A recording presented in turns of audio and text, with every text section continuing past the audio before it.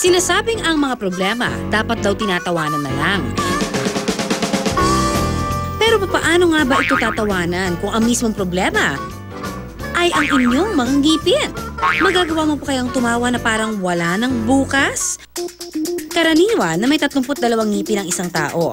At kapag alin man sa mga ito ang natanggal o nalagas, ang tawag natin dito, pagkabungi. Sa mga batang edad 5 taong gulang pataas, normal na matanggal ang kanilang mga ngipin o yung tinatawag nating temporary o milk teeth. May tutubo naman kasi na panibagong mga ngipin o yung tinatawag nating permanent teeth. Sa mga matatanda naman, karaniwang sanhi raw ng pagkabungi ang injury at kakulangan sa dental hygiene. Nagkakaroon ng caries or sira ng ngipin, tapos hindi na siya kayang isave. So eventually, nagwi-weaken yung teeth at natatanggal ito. Ang pagkabungi, lalo na kung kitang-kita ito, talaga namang hindi maganda sa paningin. Pero alam niyo ba na hindi lang pala ito nakakaapekto sa panlabas na itsura? Dahil kapag hinayaan, posible rin palang magdulot ng komplikasyon ang pagkabungi, gaya ng tinatawag na bone resorption.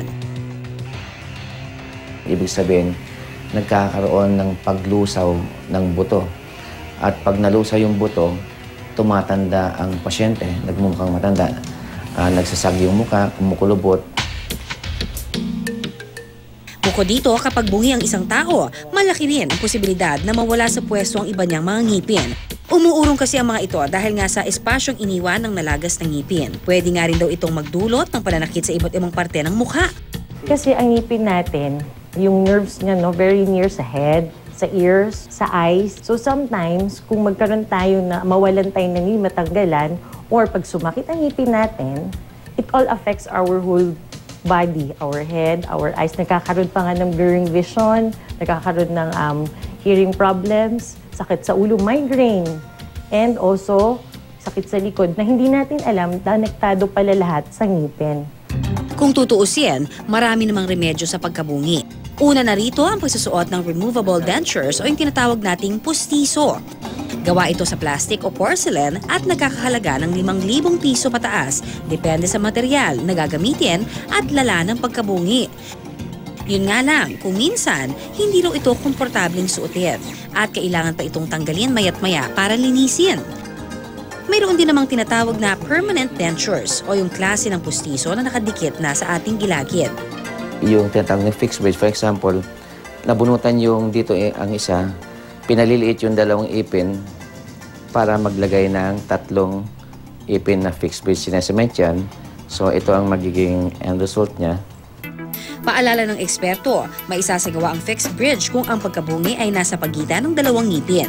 Ang mga ito kasi ang magsisilbing poste na siyang kakapitan ng pinakapustiso. Una munang tinuturukan ng anesthesia ang pasyente sa kanyang gilagid. Tsaka hahasain ang 2 niyang ngipin. Kailangan kasing paliitin ang mga ito dahil dito isinusuksok ang magkabilang dulo ng fixed bridge. Pagkatapos, susukatan ang pasyente para makagawa ng molde ng kanyang ngipin. Dito naman ibabase ang gagawing fixed bridge. Makailang ulit niya itong susukatin para masigurong tama ang pwesto nito. At makalipas ang halos 3 oras... Okay, so ito na siya. As you notice, wala siyang metal, para mas magandang tignan. Yan, dididikit lang siya na ganyan. Ang pasyente, wala ng bahid ng pagkabungi. Ang fixed bridge nagkakahalaga ng 20,000 piso pataas, depende sa lala ng pagkabungi. Ang problema lang daw sa dentures, may posibilidad na ito'y lumuwag o mawala sa pwesto. Hindi gaya ng tinatawag na dental implant. Sa prosesong ito naman, binubutas ang gilagid ng pasyente. Tsaka ibabaon dito ang titanium screw. Ito ang siyang pagkakapitan ng artipisyal na ngipin. Ang buong proseso tumatagal lang ng halos 30 minuto at nakakahalaga naman ng 50,000 pesos pataas, depende sa lala ng pagkabungi. Bagamat may solusyon sa pagkabungi, tandaan na pwede naman itong maiwasan hanggat maaari. Ang kailangan lang ang pag-iingat at syempre tamang pangangalaga sa ating mga ngipin. Mga kapuso, hindi naman siguro ganoon kahirap ang magpunta sa dentista 2 beses kada taon o ang magsipilyo 3 beses kada araw. Sa ganitong paraan, mapapanatili natin ang ngiti sa ating mga labi